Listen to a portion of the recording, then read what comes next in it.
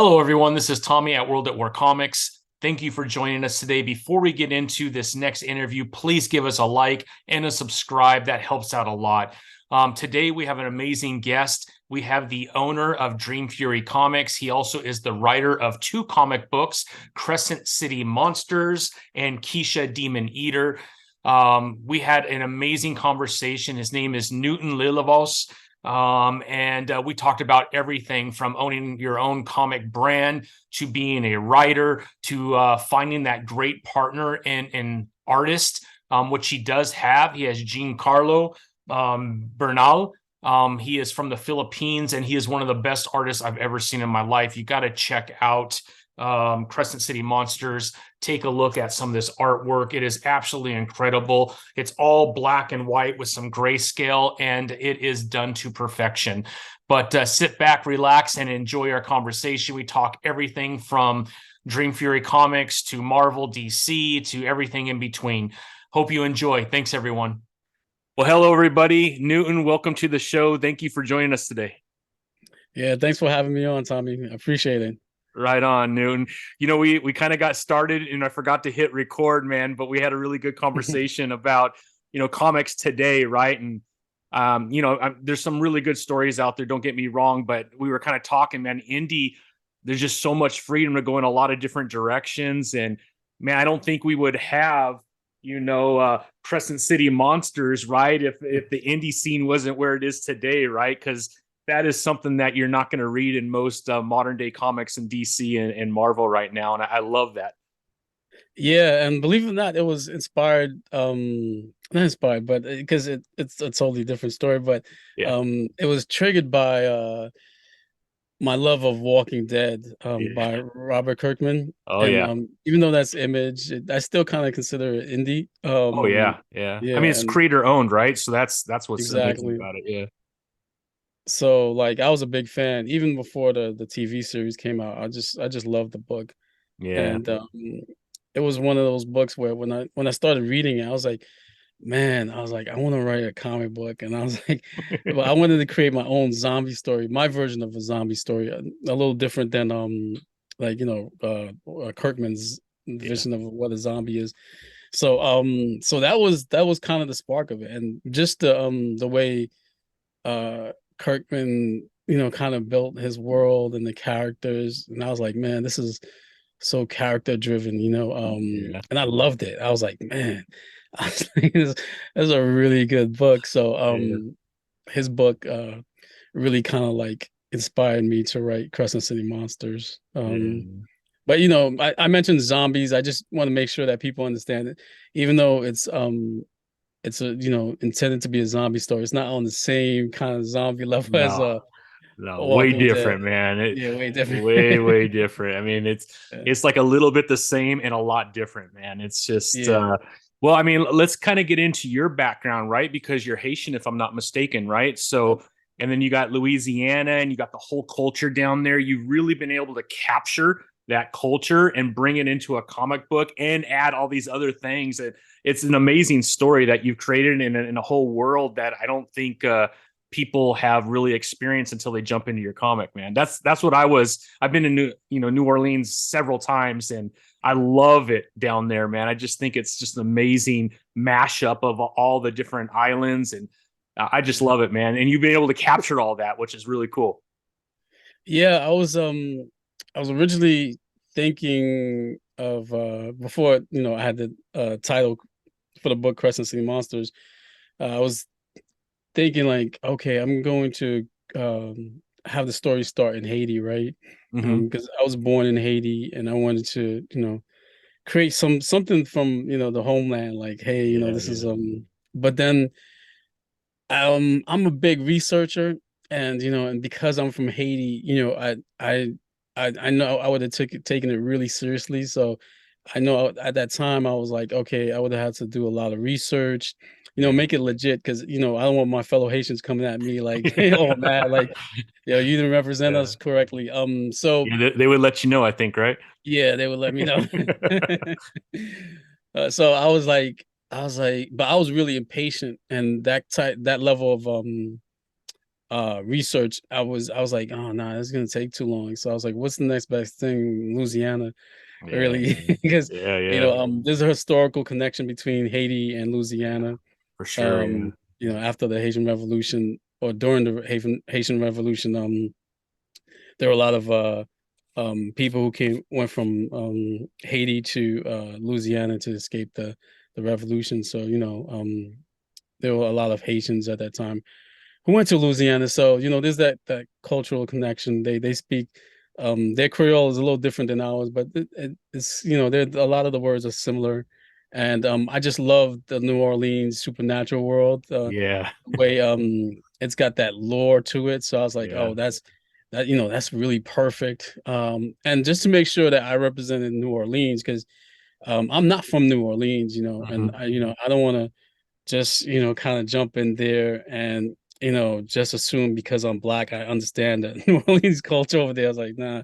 Yeah, I was yeah, like, it doesn't work that way. So yeah, um I was I reached out to a cultural consultant. Shout out to Shawanda Marie. She yeah, was my cultural consultant for the book. She helped me, kind of like guide me in certain things, and how I should approach it, make sure mhm. I'm representing New Orleans the correct way. Certain things I still had to kind of do. I took some creative liberties Mhm. because I was like I couldn't keep it too real because it would go over some people's heads, Yeah, yeah, but in terms of dialogue. But I did my best. And just like you, I love New Orleans. It's a yeah, really wonderful place, and I hope to go back there soon. yeah. Yeah, no, it's wonderful, and I think you did a really good job, right? I mean, you're creating a universe, and to be able to put that much thought into respecting the culture that's there, but also to create your own world, I think it comes through for sure, Newton. I think you did an amazing job, and I would encourage anybody to pick up that book. But even Keisha Demon Eater, right? You were able to do that as well there too, and I don't know, man. I'm just really impressed by it. It captured me. I got issue one, and then I got Keisha. Just I like to get my feet kind of in the water real quick, and Yeah, immediately I read Crescent City Monsters, and the next day I purchased 2 through 4. Man, I was like, oh, this is dope. So I have to check it yeah, out. So I don't know, where's 5 at, Newton? When's 5 come out? yeah. That's what everyone keeps asking me. I'm writing the book now, or the arc now. Okay. But the crazy thing is usually the way I start is not the way it ends. Like, Okay.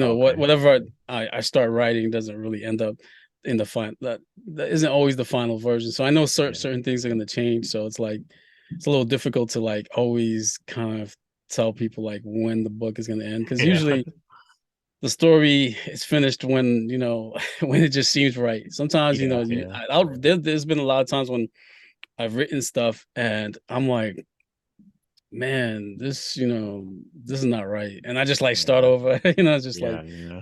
Yeah. you kind of get a feel for like where the story should go. And then if you're headed in the wrong direction, then you're like, okay, I need to switch.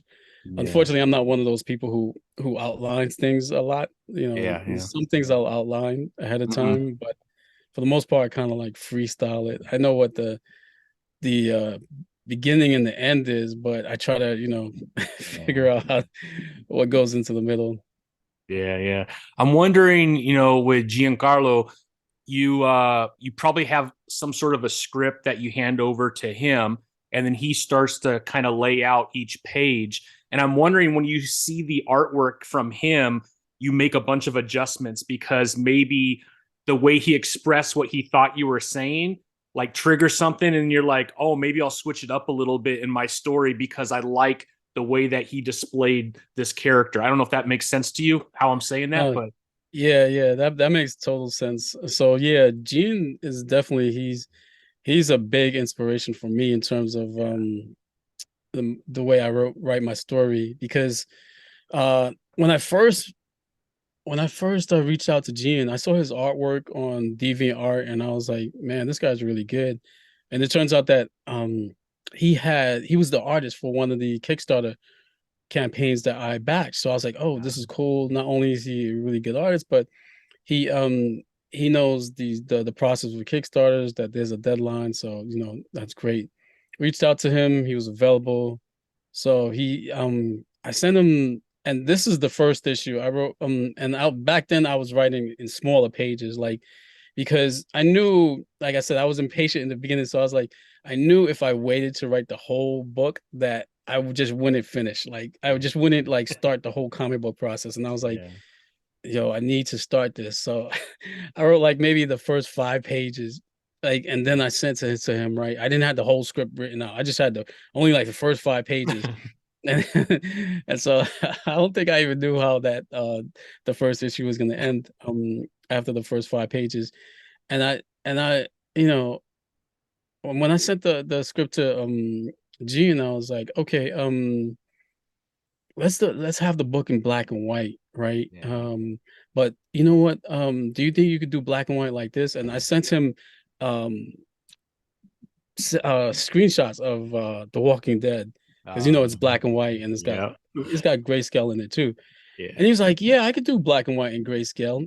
And so he sent me he sent me the first page, and I was like, "Yo, this is nothing Crazy. like what I saw." I was like, when he said it was the first page, I was blown away. Yeah, And I yeah. knew, I was like, wow. I was like, this guy is incredible. I was like, if this is how, I was like, okay, so based on his drawings, it's like, I think that inspired me in terms of like how I thought of this story. Like, I was like, okay, this is his style, and this is the grayscale works he's doing. So I started kind of like his art style influenced the way what I wrote, right? Because I was like, okay, well, we could do this and we can do that. And it's incredible because sometimes, like, in the beginning, I would throw things at him in the script, and I was like, oh man, I hope he can pull this off, because it's kind of tricky. And one of the scenes I remember in particular, now I don't really even think about it. I'm just like, I just write it. And I know Gene is Well, gonna now do you whatever know, he right? says. He's gonna handle Yeah. it, man. But there was a scene where in the first chapter where the cop has the snakes coming out his Oh mouth. yeah, yeah, yeah. And as I wrote that, I was like, wow, this could end up being a really cheesy scene, because how are you gonna really get that Okay. dramatic effect with the Let me snakes? show it real quick. Yeah, yeah, that. I mean, it's insane, man. When I saw that, actually, when I saw that, I was like, holy crap, man. That is incredible, man. Yeah, because and it's crazy because as a writer, sometimes I'm not sure if it's as you're not sure if the reader kind of like understands like what Gene has done. You know what I mean? Because Yeah. I was like, when I wrote that, I was like, yeah, and snakes are spilling out his mouth, and I was like, man, I was like, it's really that's a for me, I thought that might be tricky without looking, like I said, without looking cheesy, or Yeah. how do you make it look dramatic like that? How Yeah. do you make this it look? Because he could have done a side profile and have the snakes come out like that, right? That would have been super easy, right? But the Yeah. angle he decided to do it from, and the way it Yeah. spilled out, I was like, wow. I was like, he did it. I was like, that is crazy. So when I Uh-huh. saw that panel, and I'm sure you yourself, as a comic book reader, after all these years, even though you appreciate like all the little things that artists do in comic books, Yeah. and you're like, wow, look at that, wow. So when I saw that, and just like you, the comic reader, when I saw that panel, I was like, wow. I was like, that is something. It's like that just like blows me away, man. But Yeah. yeah, It Gene just is seems so amazing. difficult to have that angle as an artist to even do, right? I mean, I'm not a great artist, but I do like drawing. I'm not even close to being a comic book artist, so I wouldn't even try it. But when you're trying to draw the front of someone's face, it's one of the more difficult things to do, right? And that's why when you notice in most comic books, it's usually a side view or even like a slanted view, because it's a little bit easier to capture everything that's happening on the face. I mean, it's dead center on the face, and then the camera view, like if you imagine like another cop like taking pictures of a dead body and just kind of, I don't even know how to explain. He's like Yeah, in front of the yeah, head, and he's got like the body coming down. I mean, it's yeah. it's super impressive, super impressive. he I was like, wow, Yeah. Gene is amazing. His artwork is very cinematic, Yeah. Yeah. it's Yeah. like, a lot of people say that, it's like watching a movie, when they Yeah, read really it. so. Yeah, yeah, yeah. And it's almost a dance too between you and him because you really are in sync as you're reading it, right? And so you have the story that's playing out, and then the artwork is just bringing it alive. And to your point, it is like a movie as you're going through it because it's so vivid, man. It just, and the black and white, like I've read a lot of black and white comic books, and I certainly don't have anything against it, but a lot of times it's really hard to capture in black and white unless you have the grayscale, but then you're Mm. adding like different dimensions and whatnot, and then you might as well just color it when you go to that far, right? Yeah, yeah, yeah. But the way that it's been captured in black and white is super amazing. And then when you get into Keisha Demon Eater, right? All of a sudden it's black and white, same thing, but then you get these splashes of color, like a very light color in the right place, and then it even pops more, which is pretty cool. Yeah, yeah. People love that splash of color. Yeah, And of course it's been done before. yeah, But yeah. Gene does a really good job Does a good job, at those man. accents. The crazy thing about that too is like, so when we started Keisha, I was like, okay, Gene, so I wanted it to be in color, right? And so I said, man, I can't find a colorist. So we're gonna make it in black and white and grayscale, right? Mm-hmm. But there's a and then I was like, but this colorist, there's one colorist that I follow on Instagram. His colors is like he uses I don't know how you could describe it, but it's like it's bright and it's like soft, right? Mm. And I said, Gene, what's this called? Because there's all these artworks, like art terms that I have no idea what they mean because I'm not really Yeah. an artist. I said, is this called something? This technique called something? Because it's just really bright, but it's soft, and I like this coloring. It has a. I was like, I love this style, and he's like, oh, you know what? Maybe I could replicate that in black and white. I was like, you mean the softness? He's like, yeah, and I was like, okay. I was like, if you could do that, that'd be great. And then I said, one more thing. I said, put less details on Keisha and her friends. Mm-hmm. Like, because I'm sure you've noticed, but when Gian draws, he puts a lot of details on Oh yeah. faces, on everything, right? Yep. I said, for Keisha Demon Eater, do not put a lot of details on Keisha and her friends, right? Because I was like, I want them to just look a little like, I don't know, more not cartoonish, but a little less real. Like, Yeah. because he draws very realistic sometimes. And I said I wanted to move, I want to move them away from that realistic feel. So those were like the three things that visually that was done with Keisha that wasn't done with Crescent City Monsters. So I'm not sure if people know this. I mean the colors, they of course they know this, right? Yeah. Yeah. But Yeah. the other things they might not have noticed like You might not have picked consciously. up on, right? Yeah, but yeah, if you notice, you'll see like Yeah. Let's see. Keisha's. Maybe I could show just a picture right here. Yeah, Yeah, it's more round, I guess you would say, like the facial features, yeah, more round. as opposed to like in Crescent City, it's more chiseled, right? And it's more Yeah, firm. I don't know how to explain it either, and but and he would put more details on yeah. their faces too. Like there'll be more lines and whatever. But And the um, wrinkles and all yeah, that good stuff too, right? Like real human features. yeah. But for Keisha, like Keisha and her friends, and but for the adults, no, actually for some of the adults, he had less lines too. But I wanted to do that to kind of like give it a little bit different feel visually from Crescent City Monsters. Like I said, I'm not sure if everyone noticed, but I definitely did. And and I think maybe subconsciously people would see the Yeah. difference because when you look at the artwork in Crescent City Monsters, they, I think there's a lot more details on a lot of the more main characters than there is in Keisha. And like I said, the softness he added is a soft thing to it. I'm not sure if people notice that either, but Yeah. I notice it. So, but Yeah. yeah, so it's like a couple of visual things, which is kind of cool, and why I like Yeah. the comics as a medium, because Hmm. it's not just for me. It's not, you'll have a lot of people who who start to get into comics so they could, make movies and, Yeah, you yeah. know, or get into animation, that nothing, not that there's nothing wrong with that, but if you're not like a comic book person, I Mhm. don't think you'd always take advantage of the medium or like explore things with the medium, you know what I mean? And just like, hey, Yeah. what if I do this and this? Even with my what do you call it? My some of the page layouts, I'll do some experiments and for the most part, Gene does he decides the page layouts. I'll just, Mhm. say this panel is a wide panel and but he'll, figure out how everything's laid out and thing. But Oh sometimes yeah. I get specific. Like there's this one scene. You've read all the books, right? Yeah, I read one Okay. through four and Keisha, yeah.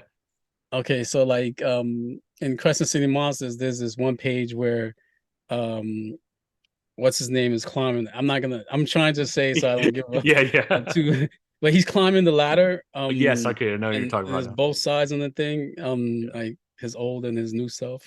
Yeah, So yeah. I was like that I was like and I did that on purpose because I was like, oh, comic books, you could do things like that. Yeah.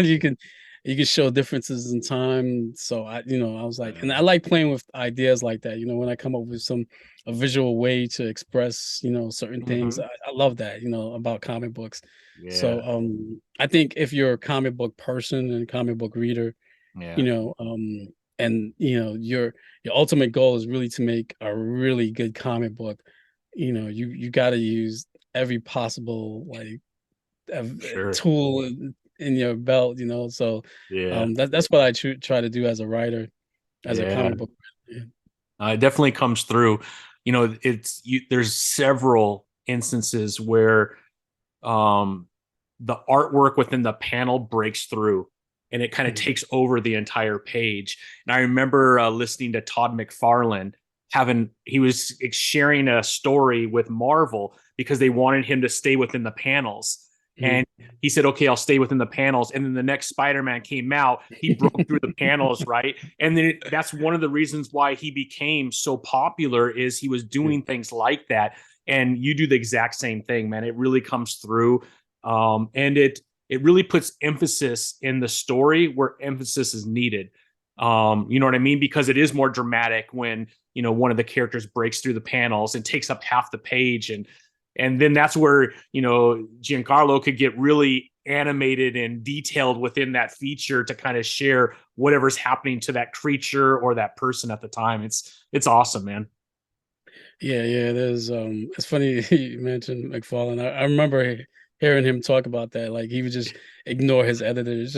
Yeah, he would nod and go, okay, okay. Yeah, okay. And then All of a do the sudden, opposite. he was selling a million copies of something that never sold a million, and eventually they just stopped telling him what to do and let him do his thing. But he had to kind of fib a little bit, right? He just like, all right, I'll do it. But he knew what would capture that audience and what wasn't being done. And I mean, I think that was the foundation that became Tom McFarlane, right? And then Jim Lee was doing it, and even Liefeld was doing it, and although sometimes his features were a little funky, but they were all Yeah. doing it, man. Yeah, Liefeld was a good artist. I wasn't a big Liefeld fan because I thought his artwork was kind of like it's kind of Sometimes funny. the But features, everyone talks about it, right? Sometimes the features were like, wait a minute, man, his chest looks a little weird, man. Especially that Captain American one. That's the one that always pops up oh where he's like a yeah, side view.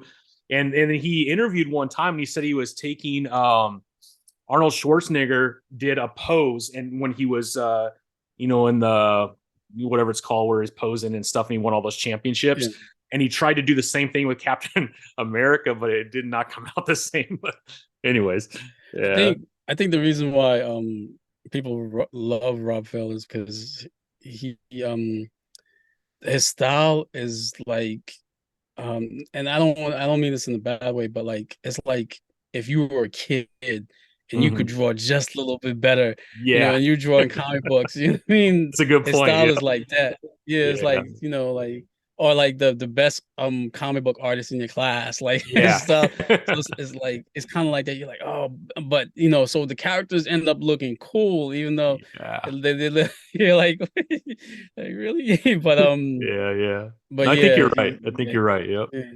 And then I think that's the appeal to him because because his characters, they do look cool, but in more of that like like that junior high school is kind of way. It's like, oh, this guy. Yeah, yeah. Yeah, no Well, offense then to he Ralph. obviously with Deadpool and Cable, he redeemed himself after the Captain America because those are beloved characters today, man. I mean, Oh yeah, yeah. Deadpool's crazy popular, right?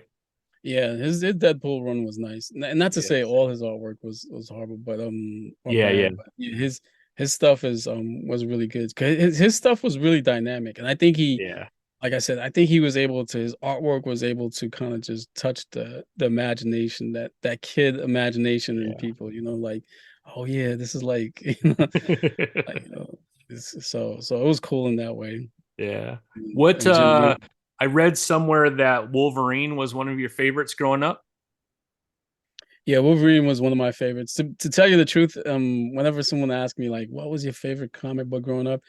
I just really liked everything Yeah, Marvel. I was yeah. a big Marvel person. Okay, yeah. It was kind of it was. I guess I could blame it on my classmates, right? Because I'm Hmm. not sure why. To this day, Yeah, I couldn't even really tell you why. But they were like, the two serious comic book collectors yeah, that were in my class who kind of like got me into reading comics. They were like Marvel heads, and yeah, they were strictly like DC's corny. yeah, Like they yeah. thought like DC was corny. So like Yeah, as they were like introducing me to stuff, I was just reading a lot of Marvel.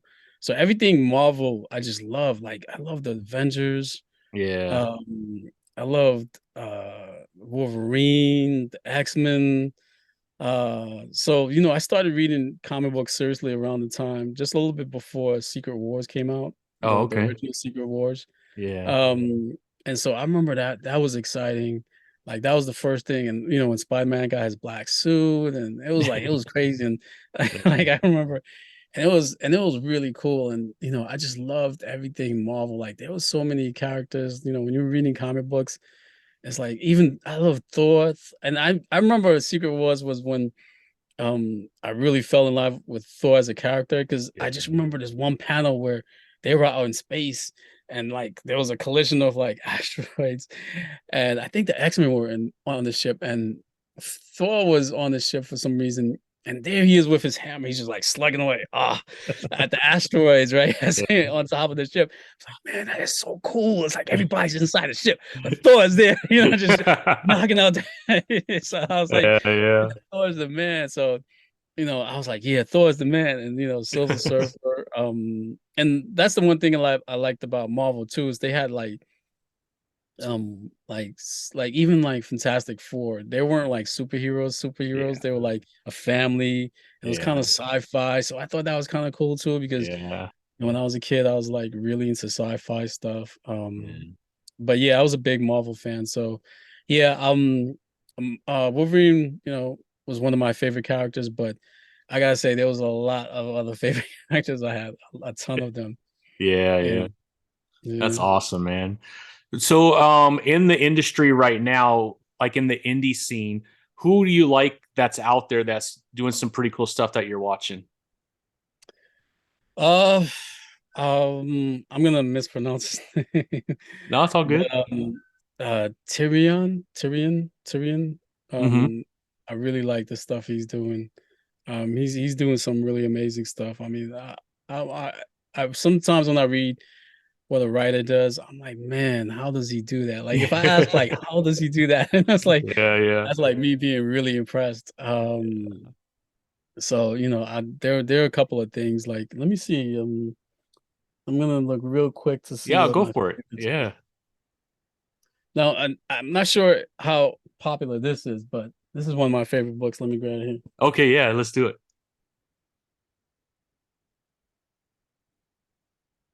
So this here, oh damn thing got. But anyway, this is Southern Bastards by Jason Aaron Oh and yeah, James Southern Mangold. Bastards. Yeah, that's Image, right? Yeah, yeah, that's Image. Oh man, I love that series.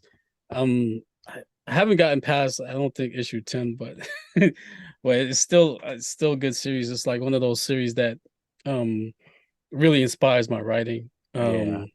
Yeah, because w- one of the best things for me is when I see comic book writers who are heavy into just characters, developing characters, Yeah. is like I'm like hooked, and I'm like it's really inspiring because I'll read it and I'll go, wow, I need to be on that level, And so I Yeah. start like I start using that as inspiration.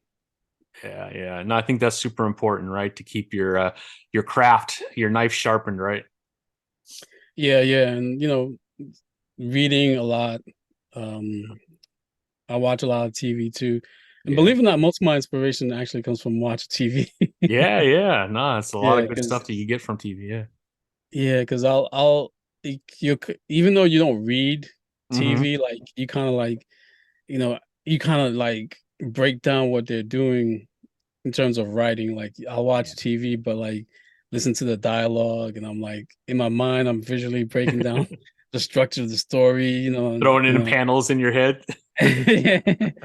yeah. So it's like okay, you kind of say, okay, well, this is how they developed the story, and this is what they did to build characters, and you kind of look at their writing and like, okay, so and it's easy. Then sometimes it's like, okay, you kind of absorb that technique and then use it in your writing. Because it's crazy.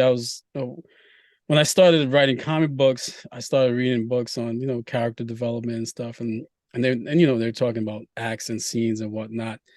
And then I realized, like, wow, I think because I was watching a lot of TV, a lot of this stuff I kind of absorbed because I was like, this. I was like, oh, it's kind of like how I write. It's like, Yeah. Yeah. um, I was like, I must have like, subconsciously absorbed some of this stuff. Yeah. Yeah. That's awesome, Yeah. man. Yeah. So where do you buy comics? In you're in Brooklyn, right? Now I'm in the Oh, Bronx. you're in the Bronx. I You're grew up in based in Brooklyn. Brooklyn, right? Yeah, I grew up in Brooklyn. Yeah. And but now I'm in the Bronx, which is kind of weird. I say that because a lot of people in Brooklyn were like the Bronx. Yeah, yeah, You know, yeah. like, I bet you like what'd you make that switch for? yeah. Oh yeah, I mean, I've lived all throughout New York City anyway. I grew up in Brooklyn. I did a couple of years in Queens. Yeah. I lived in Harlem, which is in Manhattan. Yeah, yeah. Now I'm in the Bronx. So I hit almost all five boroughs except Staten Island, but Yeah. a lot of people don't include Staten Island anyway. So, Yeah. You're gonna hear about but that on yeah, your Instagram now, man. oh Yeah. yeah, yeah, Staten Island folks is we hate you, no. Yeah. But no, um, yeah. So where do I buy my comics? Believe it or not, I don't buy a lot of comic books Yeah, yeah. at a comic book shop because usually I don't really have the time, and Yeah. um there's not really a lot of comic books. Actually, I buy, believe it or not, most of the times I'll buy more comic books outside of New York City than Oh when yeah. I'm in it because I'll travel and I'll be like, oh, you know what? Let me go to a comic book store. Yeah, You yeah. know, yes. So I want to shout out a couple of comic book stores, and oddly enough, like I said, they're not in New York. No, no shade to New York comic book stores, but it's just like I Yeah. said, it just happens. Like Michigan has a couple of comic book stores. One is called the Vault of Midnight. This is Oh, is their that hat there? right here. Nice. That's Yeah, pretty awesome this is hat. their signature. Yeah. Awesome store at comic book store. If you're ever in Michigan, they've got three locations. Okay. So one in Detroit, one in Ann Arbor, and then where's the third one? I'm not sure, but the Detroit locations, the ones I've been to. Yeah. Anytime I'm in Detroit, I'll go and cop some books there. Nice. Vault of Midnight, really nice store. Another one in Michigan is they're the first comic book store that ever bought my comics, and actually had my first signing there, which is kind Nice. of cool. It's called um Ink Nostalgia. Yeah, Yeah. Ink Nostalgia. That's in man, where Michigan is? It's like 45 minutes away from Detroit. I forgot the name of the town though. I Yeah. forgot the name of the town. All But good. and then the third one is games challenges and comics in Okay. Atlanta. Uh, Shout out to them. They've been a very supportive comic book store. Yeah, yeah. I would definitely Yeah. take your comics into my local one, man.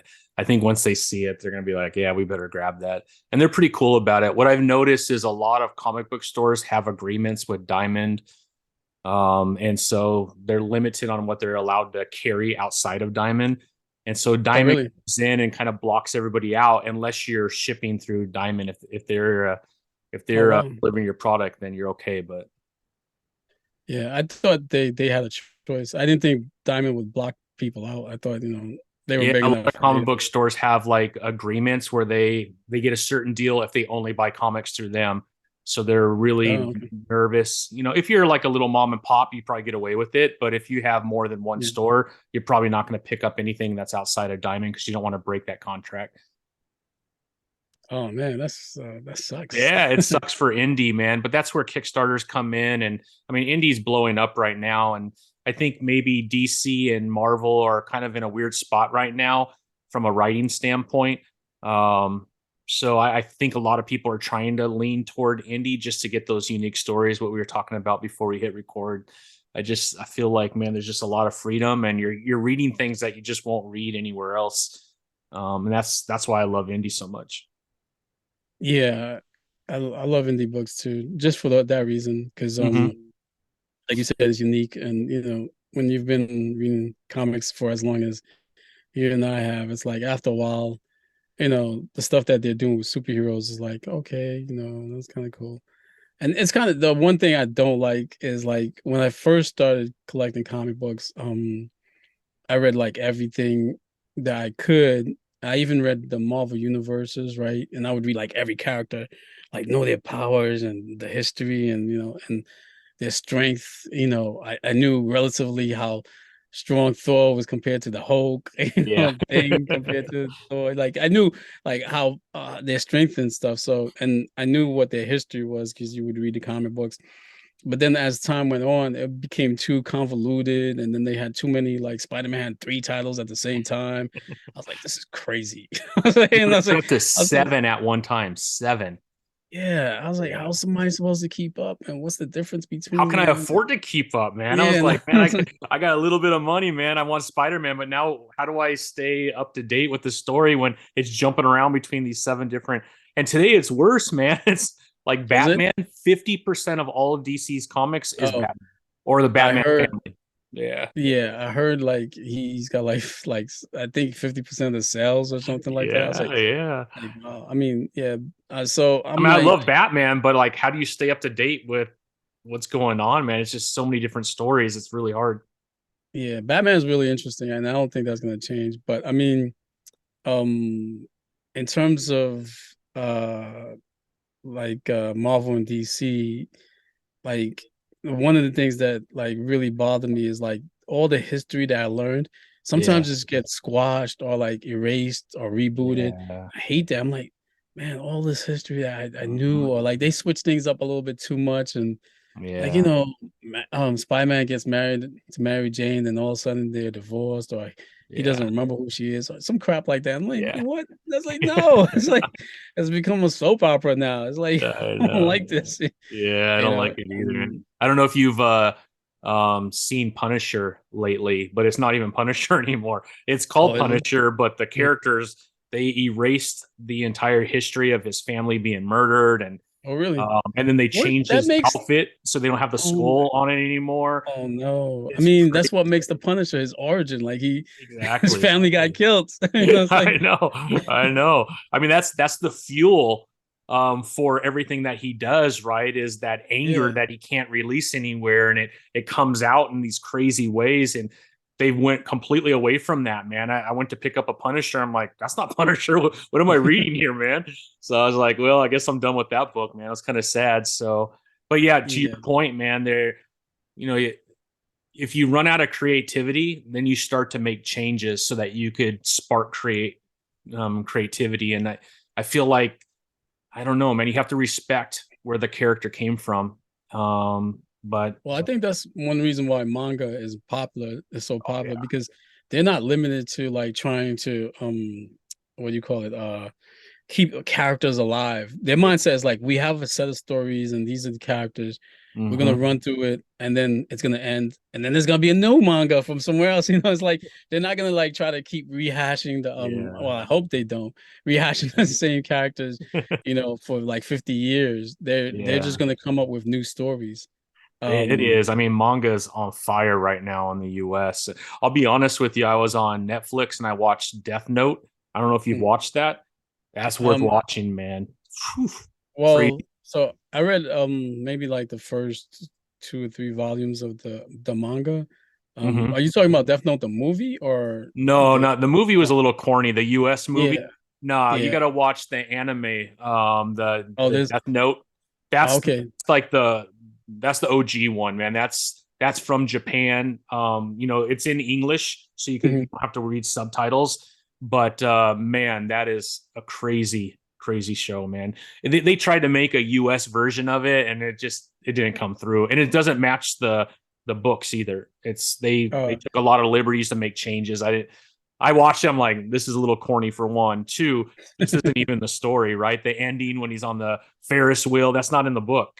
So anyways, yeah. But yeah, I mean the cultures are different. I mean, you can't really have I don't think you can have a US person write like a manga the yeah, way like the Japanese do because when yeah. I read the mangas or just watch the animes, I'm like, these Japanese dudes are crazy. I was Yep. like, we would never come up with this stuff in the US. Yeah. It's like, Like Berserk. Oh my gosh, man. I don't know if you've read that or seen the anime of yeah, that, but yeah. I'm that's a like, bro. crazy like stuff that goes down that you don't expect in like in a Yeah, I was cartoon like, format, man. I'm like, whoa, this is like rated X almost on some of this yeah, stuff, we would never do that here. It's like so it's like as I think because of cultural reasons, yeah.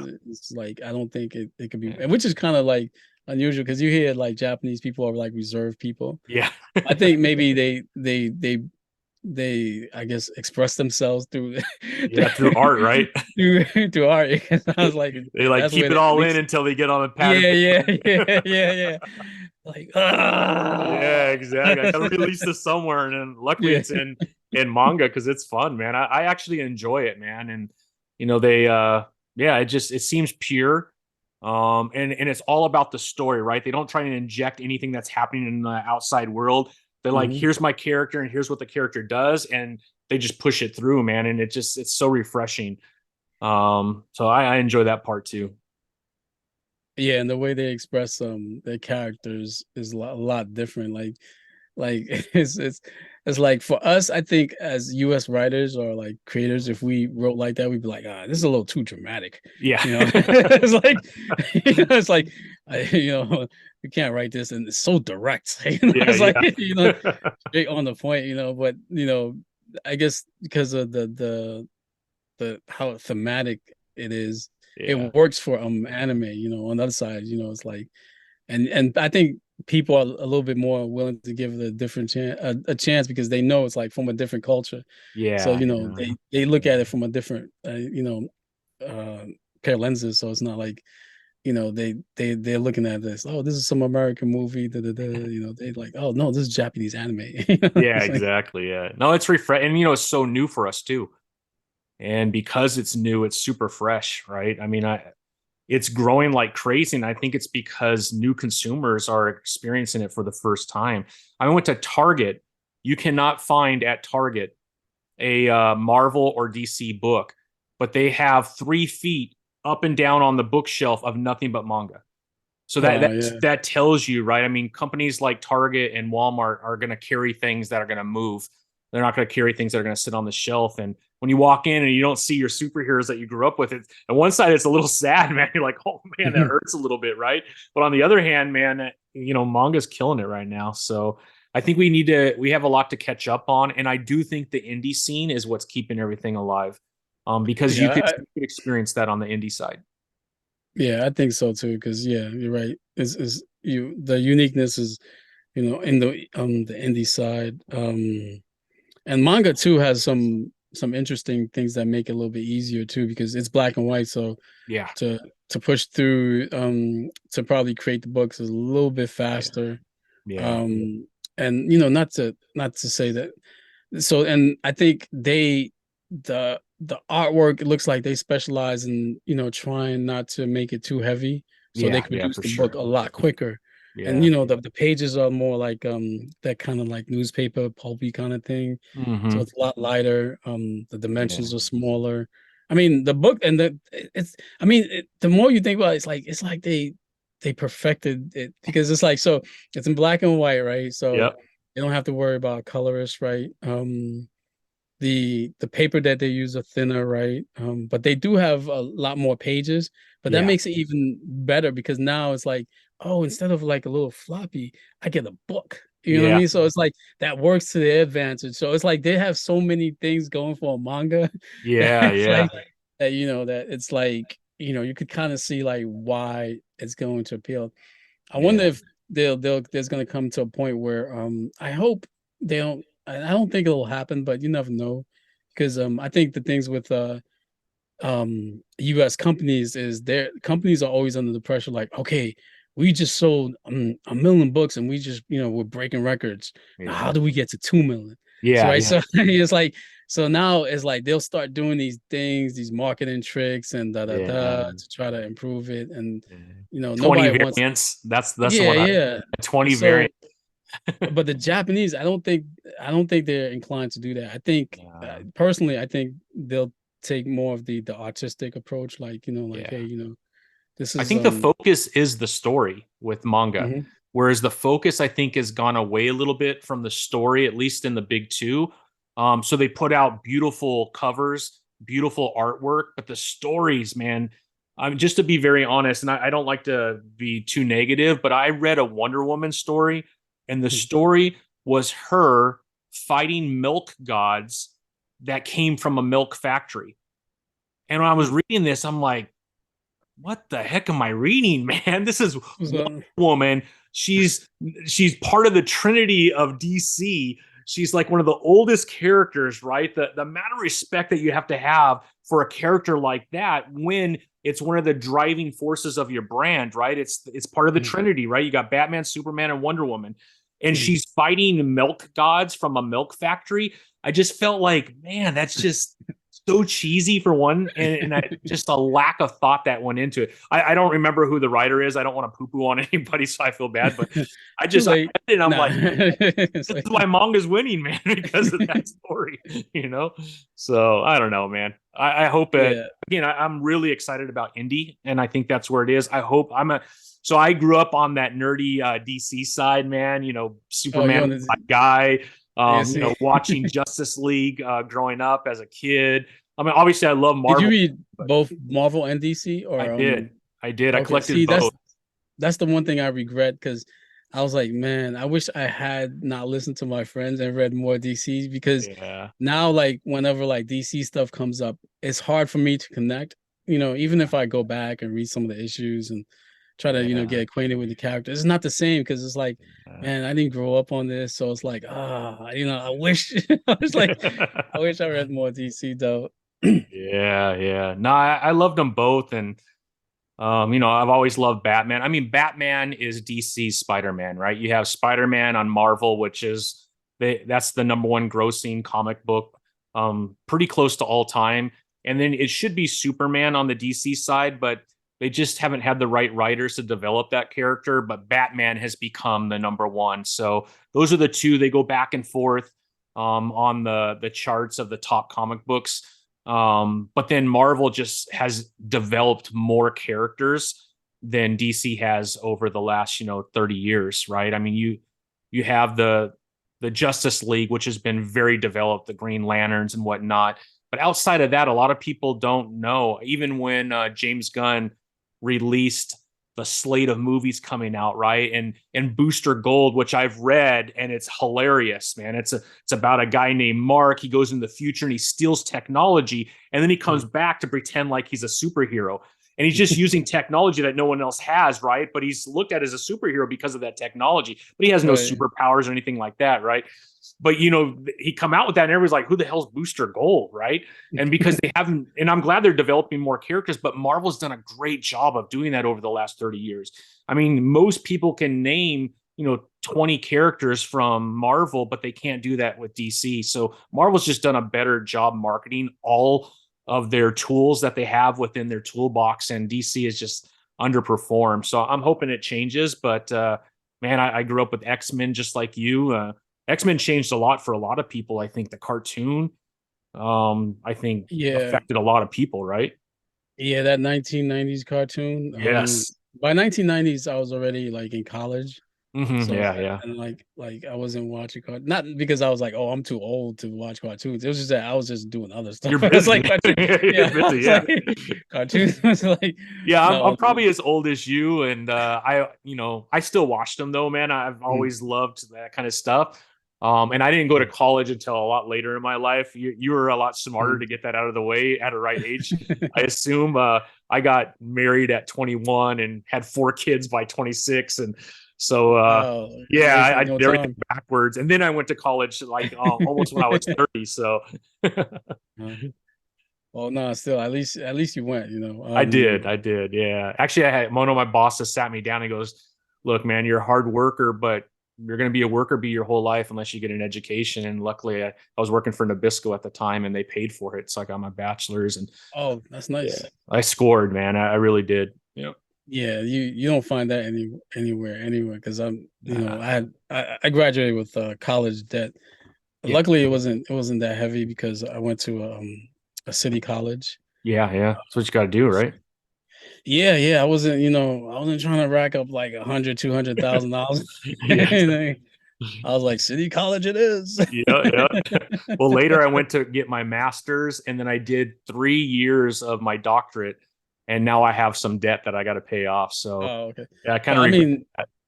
but you're a doctor now, so it doesn't matter. Not yet. I actually I Oh, had a kidney transplant last year, so I had to put my doctorate on hold. So I hope I get back to it here soon. okay, yeah. Okay, well, yeah, good luck, man. I Yeah, mean, I thank know you. Yeah, it's a lot of work, but yeah, I'm good, man. I had it in September last year. oh, okay. Well, I'm glad. I mean, from what I can tell, it looks like you're good. So, Yeah, yeah, I'm good now, man. I was on good. dialysis before, so now I'm not, and it feels good, man, not to be on dialysis. So Yeah, yeah, yeah. yeah, Good, that good, sucks, good. bro. Yeah, yeah. Right on, Newt. So Um, I wanted to ask you about Dream Fury. Where did that name come from? so Dream Fury Comics, before I was doing comic books, I was kind of like Ralph Crandom. I was like doing all these little businesses, and my wife was like, "What are you doing? What are you doing now?" Like, Yeah, yeah. one time I tried to sell stuff on eBay that did not work out good. I realized like I'm not really an eBay seller. It's like, I mean, I think we all do that, right? We're trying to find that little niche that we could tap yeah, into, right? yeah. So because when I was younger, I really always wanted to be an entrepreneur, right? Yeah, So the idea is like I always wanted to have my business. So I was like, all right, I need a business name. So yeah, even before I was into comics, I was like, all right, what am I gonna come up with? So I don't know how I came up with the name, but I was like, why not just Dream Fury? So yeah, I had like all these little business stuff that I used to do throughout the years yeah, under Dream Fury. So then by the time it came to doing comic books, I was like, I wasn't gonna use Dream Fury. I was gonna use something else. In yeah, fact, I think one of the names I had was Fat Laser Comics, but Fat spelled Phat. yeah, yeah, I thought that was so cool. I was like, yeah. yeah, Fat Laser. That sounds like an indie name. And I was Yeah, for like, sure it does. Yeah, yeah. so But Dream Fury is pretty bad, and I love even your symbol, man. Is that the owl from the comic? yeah, yeah. So the symbol I was Gian did that symbol. Oh, that's another great thing about Gian. So besides just being a great comic book artist, he's also a graphic designer. So like Oh, okay, he actually designed the whole book, like laid out the whole book and he did the nice. logo. Like that's the great thing about him too. So he's like super professional. It's like Like he, talented, just over, yeah. man.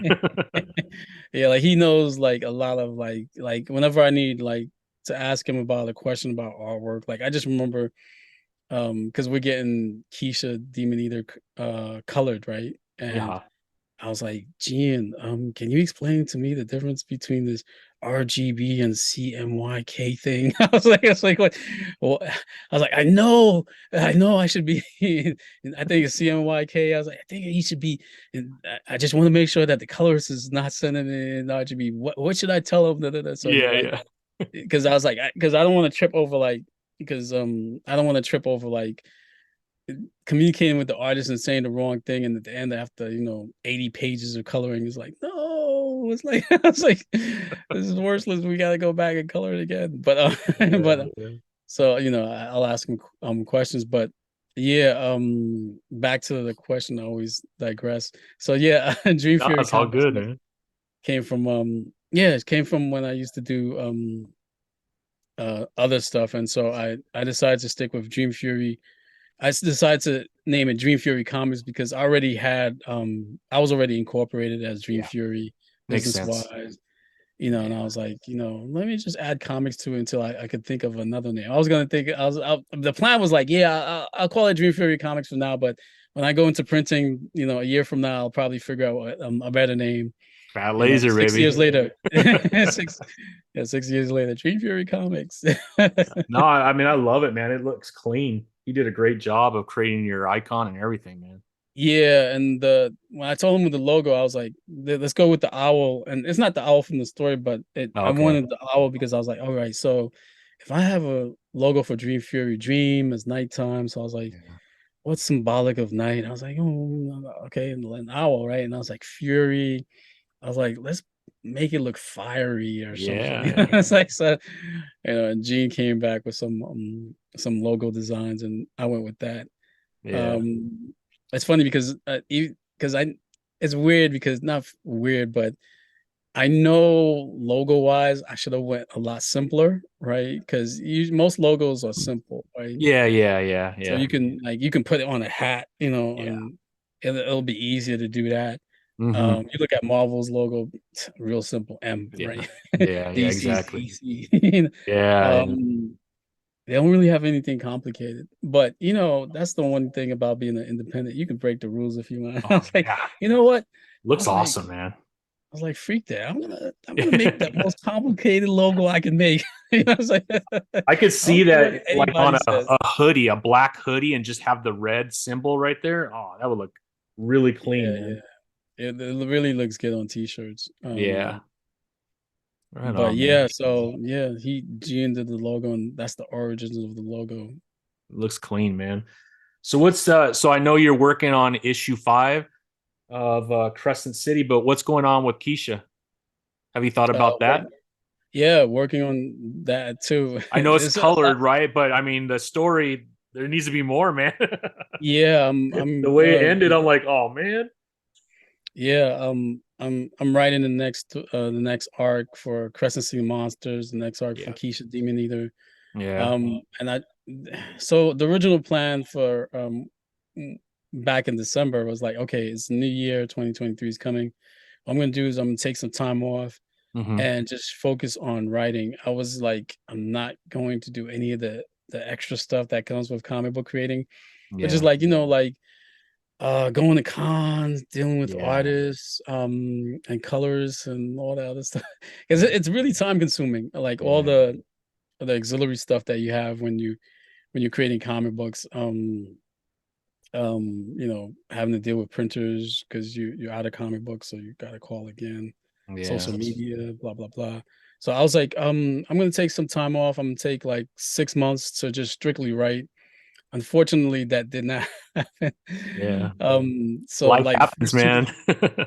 yeah, the first 2 months, I was writing a little bit, but not as much as I thought I was going to, because Mhm. besides Crescent City Monsters and Keisha Demon Eater, I want I was planning to write 2, 3 other titles. Mhm. So like by the end of 2023, after the first half of writing, I can just work with various artists to produce all these books at the same time. So by the Mhm. end of the year, instead of just 2 titles on the Dream Fury comic books, I could have at least 5. Yeah. Um, because I realize one of the things as a comic book creator is like it's really hard, even though people love Crescent City Monsters, they love Keisha. It's easier to grab people's or bigger bigger people's Hmm. attention when you have more than just like a couple of titles, when you have more than one or two titles. So the idea was like, okay, I wanted to build a library of titles, so by the end of 2023, people would start turning their heads and go, wow, okay, it's not, it's not just one book. Yeah, um yeah. because it's yeah, it's amazing because I was like, man, what does it take to actually get noticed around here? But I was like, but it's amazing how many people, even though I've done a lot of cons and I've had success in Kickstarters and whatnot, I always meet people who haven't heard of me. So Yeah, it's like, I mean, yeah, it's to be expected, but it's crazy because you especially I've been doing this for like 5 years now, and there've been people who's been at this longer than I have. They've been doing like 10, 12 years yeah, independent stuff. And I'm like, tipping my hat off to them because I'm like, how do you do it? In here for like 10 years, grinding yeah, like this. It's yeah, hard. yeah. It's hard. you know. Yeah, I mean, because you got your real life too outside of comic books, right, man? You got a family, you got to support the family, and you're trying to do the comic Yeah. book on the side, and you're trying to make a business out of it. And man, it's just I don't know, it's tough. It's tough. Yeah, it is. You really gotta love this stuff. You gotta love it, and you gotta have a partner that sees your vision or at least supports it, right? Oh yeah, yeah, yeah. Or you hide how much money you're spending. Yeah, I know. The time, man. Like, nah, it's not really. No, no, it's not Oh that. man, it's a couple bucks. Yeah, a couple of bucks. These artists are cheap. It's like, Right on, Newton, man. Well, I really appreciate you coming on, man. It was great to get to know you. Love, love, love the comic books, man. I had to talk to you just because, man, it blew me away, man. The story, the art. Anybody who's listening to this and they haven't heard of you, they got to go to dreamfurycomics.com and pick these up because they're dope, man. They're just everything from the story to the artwork. It's one of the best artistic and written indie books that I've read in a long time, man. You're doing something right, Newton. It's pretty impressive. So you need to thanks, be known, man. man. Yeah, you need to be known on this. I appreciate it. Yeah.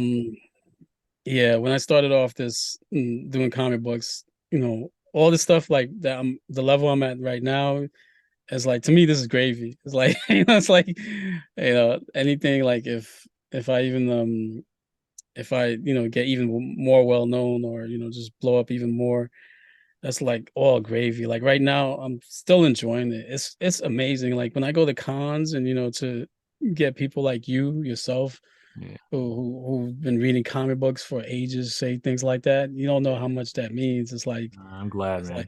It's really cool. Yeah, it's really cool. It's like inspiring. I can see why, like, how actors, they just never give up, like no matter how, like they used to, like, they had their 15 minutes of fame, but Yeah. 10 years later they're still doing, like, I don't know, they pop up on some cheesy reality show and you're like, dude, why don't you just give it up? It's like, but I think it's because of that, people acknowledging you that Yeah. they get addicted to it. I think, or acknowledging the work. I think so. That's kind of part of it. For sure. For Yeah, sure. I appreciate everybody and everyone who's uh who's reached out to me and told me how much they enjoyed the book. Yeah. Yeah. No, it's awesome, man. Congratulations, Mr. Newton. Congratulations on Dream Fury, man. Thank you. Thanks, man. I Yeah, appreciate it. yeah. Right on, man. Thanks, Newton. We'll talk soon, my friend. Peace. Peace.